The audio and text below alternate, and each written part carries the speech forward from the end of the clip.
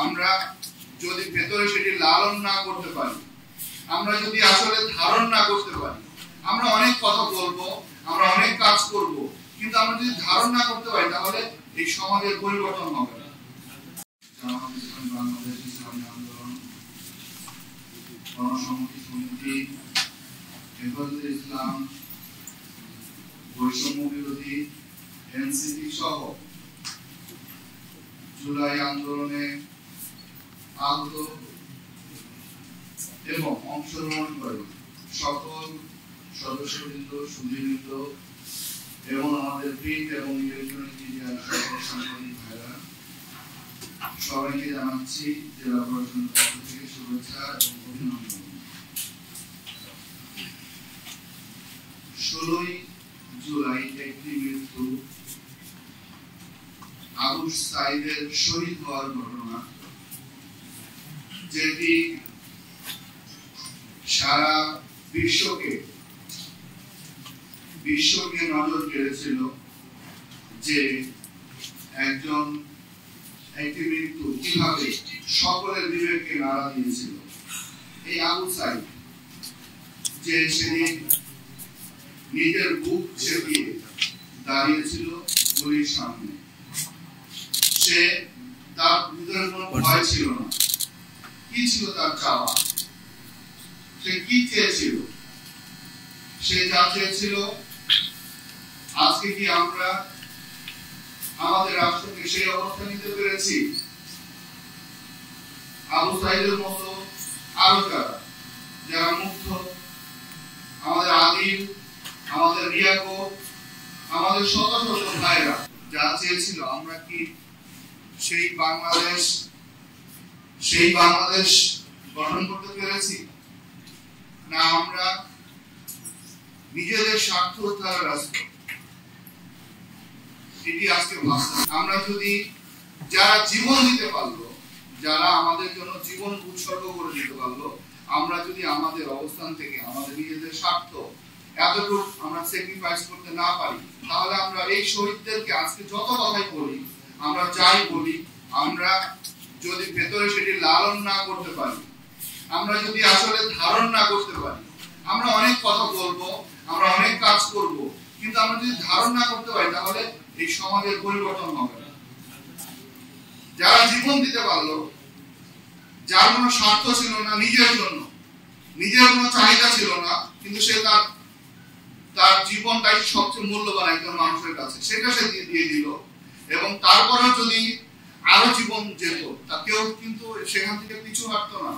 তাহলে এই ছেলেগুলা, এই যে আমাদের বীর যা ভাইরা যারা আহত হলো, গুলি খেলো, কি নিয়ে আমরা তাদের সামনে এখন দাঁড়াবো? আমাদের নিজেদেরকে প্রশ্ন করতে হবে, আমরা কি পরিবর্তন কতটুকু হতে পেরেছি? আমাদের কি কতটুকু পরিবর্তন হতে হবে?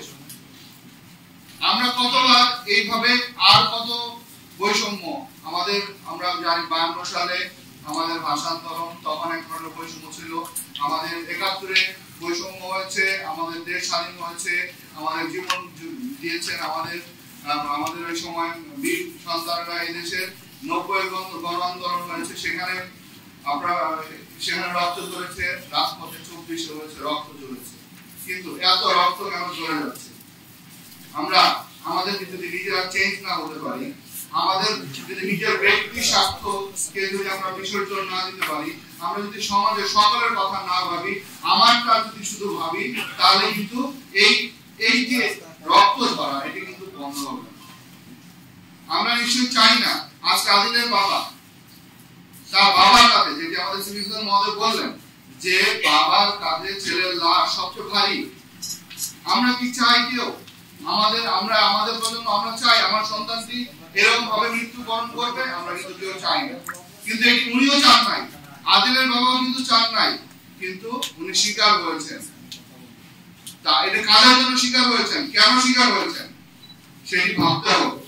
আমরা যদি সেটি না ভাবি, আমাদেরও একই পরিণতি বরণ করতে হবে, মেনে নিতে হবে, তখন আফসোস করতে হবে। তখন এখন আমাদের যেন সেই আফসোস করতে না হয়, সেই ক্ষেত্রে আমরা যদি আমাদের সামান্য নিজের স্বার্থ আমরা যদি একটু বিসর্জন দেই, এবং আমরা যদি সমাজের জন্য ভাবি, আমরা যদি আমার পাশের লোকটার জন্য ভাবি, আমার প্রতিবেশীর জন্য ভাবি, আমরা আমাদের এই জেলার জন্য ভাবি, তাহলে আমরা যেটা চাই সেটি করা সম্ভব। একটা সিস্টেমকে দাঁড় করাতে হবে, একটা সিস্টেম যেখানে সিস্টেম কাজ করবে, কেউ সিস্টেমকে কাজ করাবে না, এরকম একটা সিস্টেম দাঁড় করাতে হবে। তা না হলে আমাদের যে ভাইরা যারা রক্ত দিল, যারা জীবন দিল, তাদের সামনে তারা যদি আমরা জানি না তাদের শহীদ তারা হয়েছেন, তারা কিভাবে আছেন, কোথায় আছেন, আমরা তো পরকাল থেকে আমরা জানি না তারা আমাদের দেখছেন কিনা বা দেখতে পারবেন কিনা বা কোনো একটা সময় দেখবেন কিনা। আমাদের কিন্তু যদি দেখেন তাদের অবস্থাটা কি থাকবে, আমরা যদি কল্পনা করি যে তারা কেন জীবন দিল, কেন ওই দিন নামলো, কেন তাদের সাথে আমরা নামলাম, সবাই তো সেদিন নামলো, কিন্তু কি হলো, আমরা সেদিন নেমে যে জন্য নেমেছিলাম সেটি আমরা কতটুকু করতে পারছি, আমাদের সেটি করতে হবে। আমাদের সবার মধ্যে একটা স্যাক্রিফাইস, একটা মেন্টালিটি তৈরি করতে হবে। আজকে আমরা মারামারি করব, কি লাভ, কালকে একসাথেই থাকতে হবে।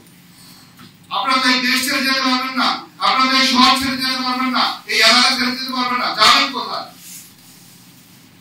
যারা গিয়েছে তারা বুঝতে পারছে যে বাইরটা, যারা গিয়েছে তারা বুঝতে পারছে যে বাইরের জীবনটা কেমন। আমরা অনেক ভালো আছি, আমরা যে সম্প্রীতির মধ্যে আছি, আমরা প্রত্যাশা করব বাংলাদেশে নারায়ণগঞ্জ একটি ব্যতিক্রমী জেলা হিসাবে আমরা সবাই মিলে আমাদের যে জুলাইয়ের যে স্পিরিট আছে সেই স্পিরিটকে ধরে রেখে আমরা আমাদের সামনের দিনগুলো আমরা কাজ করে যাব।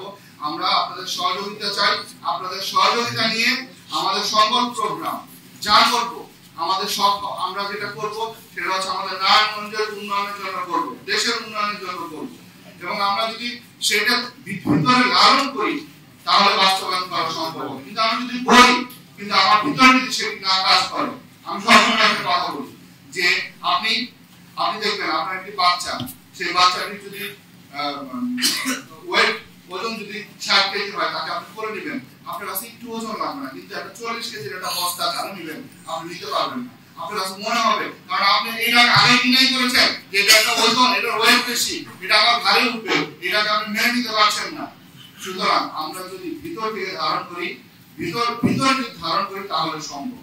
আমরা বিশ্বাস করব আমরা আমাদের এই নারায়ণগঞ্জে অনেক প্রাণ ধরেছে। আমরা আমি যখন আসে আমাদের আওতার আমি দেখি তাদের শরীরে যে স্প্লিন্টারে যে দাগ, মাহবুব ছেলেটা আসে, মাহবুবের অনেক ট্রিটমেন্ট হয়েছে এবং আমি মন্ত্রণালয়ের কথা বলেছি, আমি কয়েকবার কথা বলেছি। আসলে তার চিকিৎসা খুব একটা টাফ, তার যে চোখের যে অবস্থা, তাকে আবার দৃষ্টি ফেরানো, কে এই জবাব দিবে, কে তার দৃষ্টি ফেরে দিবে, সেই দৃষ্টি আবার দেখতে পারবে, সেটা এখন দেখছে, সে তো পৃথিবীর আলোচনাকে বঞ্চিত।